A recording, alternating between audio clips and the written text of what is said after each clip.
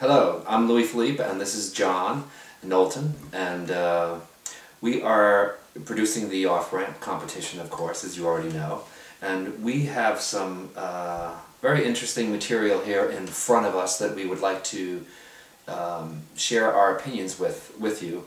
For several reasons. It's good stuff to know for you guys, and also it's good stuff to know for the future. And all of what we're going to discuss in the next few minutes isn't really an official category of the off-ramp. It was an official category when we were doing the rock-off, but it's still important stuff to know, and instead of being an official category, we are just kind of translating it into bonus points for you guys. So we will tell you, share our opinions about this stuff, and the category is the presentation of material. Remember all your registration forms that you sent in, and you were, struggling to get them in by a certain deadline. Otherwise, oh my God, we're not going to be in the competition. And that's what we're going to go through. Okay, so we're going to start out with the CDs of your demo tracks, as well as the packaging that they come in. We're going to start out with number 1, who is the Resistance, and their demo CD that they sent in. Want to hold them all out there? 1, 2, 3. Sure. One is there. 2 is St. Monday's, and number 3 is The Last Man in Space. Okay, so you can see 3 CDs here. These are what usually fall out of the envelope first.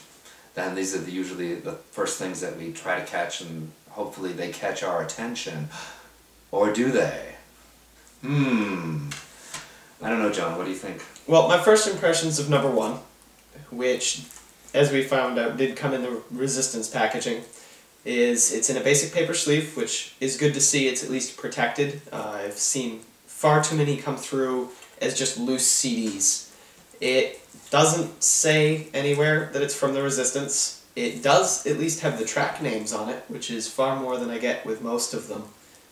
But it doesn't say what band it's from or what it's for. So it's okay, but that's all it is. Yeah, it's pretty basic. Yeah, it's very basic. That's how most artists, give their stuff to artists, give their stuff to labels, is just basic CDs, and they assume that whoever's going to get the CD will know that it's from the Resistance. But we don't always know this. Okay. So on number 2, as it came to us, it was mixed in with their interview DVD in a single paper case. This jewel case we added simply to protect it. It's at least labeled from St. Monday. We're always thinking of you. We're protecting you.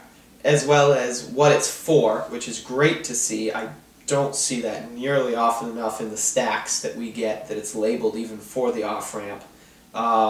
It doesn't say what it is exactly, just that it's from St. Monday for the off-ramp. So it's a step in the right direction. Being crammed in a paper case with another disc really gave me the impression of not caring about how the disc came through, whether it's scratched, whether it's even usable when it gets to us. I get a little concerned when I see them come in either free-floating or crammed in with extra discs. Yeah. And number 3, this is what band again? According to the rest of our stuff that came through that we labeled as number 3, it's Last Man in Space. Ah, thank goodness we labeled it. Yeah. We wouldn't know what band it was. It's surprising how many people just send it without any sort of labeling. When I have a stack of discs and I'm putting them into a computer and I go, wait a minute, which band did I just put in there? Because there's no label on the case and there's no label on the disc, except for whatever we put on it. It is at least in a jewel case, a slim jewel case, which protects the disc well, which is something that's very important to me. I hate having to put them in my own cases when it gets into the office, but not being labeled really kind of kills it right there. That's as far as it goes. Yeah. So when we were giving these point values, in the past when we were evaluating for different specific things, we would say, well, this one is pretty much, they get 1 point because they submitted a CD. This band, Saint Monday, gets 2 points because at least they have the name of the band on it and a little bit of information. The Resistance does not have the band on it, but it does have the song title, so it also does have some basic information. But it's very basic. All three are very, very basic. There are no graphics to speak of. There's nothing catchy coming out. There's no... Each one of these would get more points if there was contact information. That's very, very important, because if you're sending it out to a label or to a club or to a promoter or a radio station or whatever, chances are it's going to get piled up with a bunch of other CDs. So you want to set it apart from others that they're getting. So put your contact information, very valuable advice. And also, if it's your music, whether or not you've actually went through the stages of filing for a copyright, put that little magic C in the circle with your name on it and the year. It always deters people from doing bad things with your songs that they're not supposed to, and it also shows a level of seriousness on behalf of the artist. So these are very basic, but hopefully next year they'll be killers. Alright, so that's part one of our evaluation.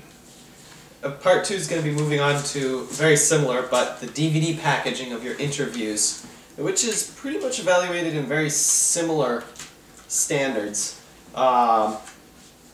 We come in with number one again, which is our update interview from the Resistance. This one came in a nice jewel case. It at least has it labeled as which band it came from and what it is. As we open it up, we again see that there's absolutely nothing on the disc itself, which is very disappointing to me. As I said before, when it goes into the computer, the disc case gets piled up somewhere and the disc goes and gets stacked up with a bunch of others, and it's very easy for them to disappear. We'll move on to number two, which is from Saint Monday. This is the paper case that the other disc was crammed into along with the DVD. It is, again, at least labeled for what it is and what it's for. This particular one didn't have the band name on it. We like to see the band name on everything. Number three was basically the same thing. It just had no information.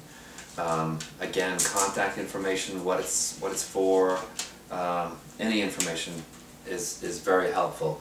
So those are the CDs and the DVDs. Okay, so next thing we're going to be doing is the lyric sheets.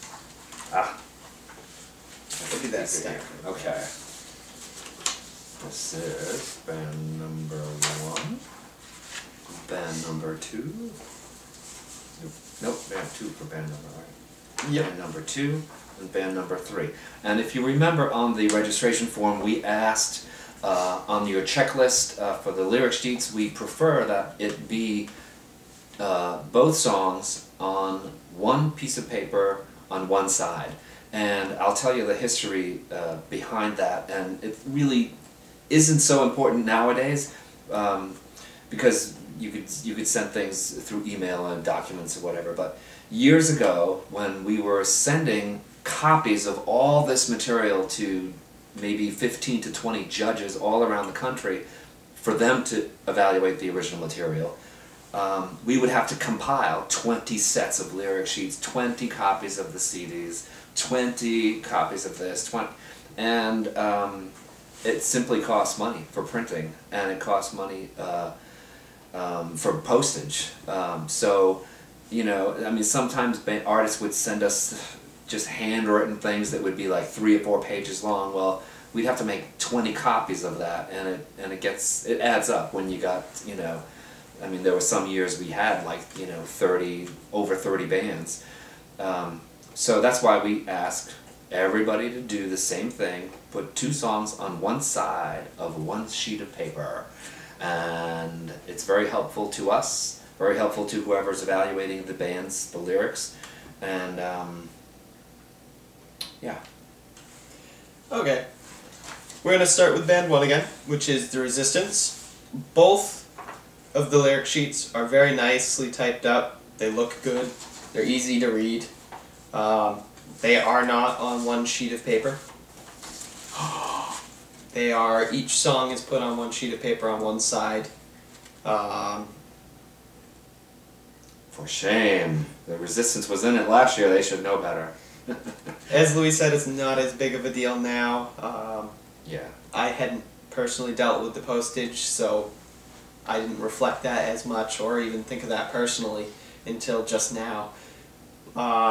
It is by far one of the better ones I've seen for readability. Yeah, and what's nice about it is they have the song title, they have the band name underneath it, they have credits, song credits, which is very, very important, who wrote the music and who wrote the lyrics, and they clearly have it broken down in chorus and verse, so anybody listening, following this and listening to their music can just have no problem at all following along, so that's good.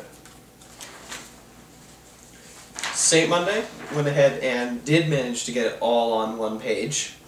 The lyrics themselves, I personally don't find them as easy to read. You can definitely follow along with them without a problem. I just like a little bit more spacing personally. I don't know about you. Yeah, it's just formatting. Yeah. So maybe think about what font you're using to make it a little bit easier to read. Space it out a little bit more. Use the chorus. That really helps cut down on some extra text and gives you a little bit more room. It doesn't say what band it's from. It doesn't say what it's for or who wrote the song. I really do like the credits on everything. And of course they have, you guys, St. Monday has a lot more, you know, being the jam band that they are, they kind of ramble on with their stories, and this is a shorter lyric, so, yeah. I mean, you did well to fit a lot of lyrics in there. So, and again, we're not evaluating the lyrics at all. We're just evaluating the presentation and the format. That's all. So, take it as you wish. Moving on to number 3, which is Last Man in Space. This is very easy to read. It's very nicely spaced. It does label which track it is, and I do like that. It's nice to be able to pop the CD in and not have to go listening to the song and trying to decipher which song it is, depending on how audible your lyrics are. It's nice to be able to look at it and say, oh, it's track 1. We know what song it is. Other than that, it doesn't have the band on it or anything else like that. But both songs are also right on one sheet, and they're broken up into a part 1, part 2 for the longer songs. Mm-hmm. Anything else you have to say? No, I just gotta say thanks to the Resistance for giving credits to the songwriters. That's very important. Contact information is also very important, and you could always put that magic copyright symbol on anything like this because it's a big help. Okay, moving on. We're going to move on to the band photos next, which is the next thing we pull out. Alls I can say is wow. I really wish that was the updated photo for the Resistance.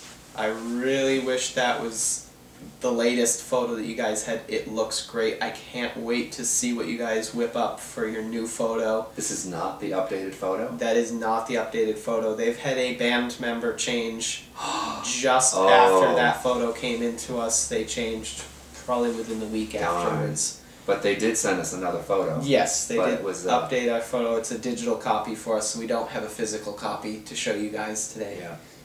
And again, on the checklist, we preferred 8x10 35mm, which, you know, what? I seem to think we might have changed that this year. Oh, we did? Yeah. Oh, never mind.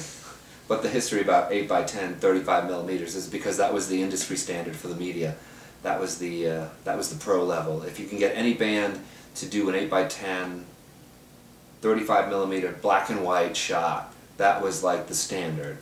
But then it went to color, then it went to all kinds of things.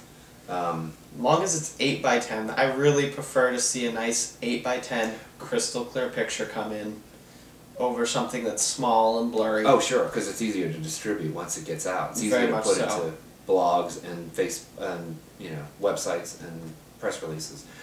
So, but this is a nice, it's a sepia, right? Yeah, it's more sepia than black and white, but What a great shot, but it's too bad they changed per people. One person. Yeah. On to our second photo, which is St. Monday's photo. It's a really fun little postcard type send out. It's nice to see some photo manipulation in there, which we know the Resistance had as well. It's really cool to see what you guys can pull out and really fiddle with on the computer and come up with. It really gives a sense of who the band is and what they do. Their personality. Yeah, really take that time to show off and put out a really nice promo photo. And we know they like to eat. Oh yes. Except for one guy there. The guy with the hood. Hey, what's happened? He's not eating. Yeah, He looks like he got banished. He got the bill.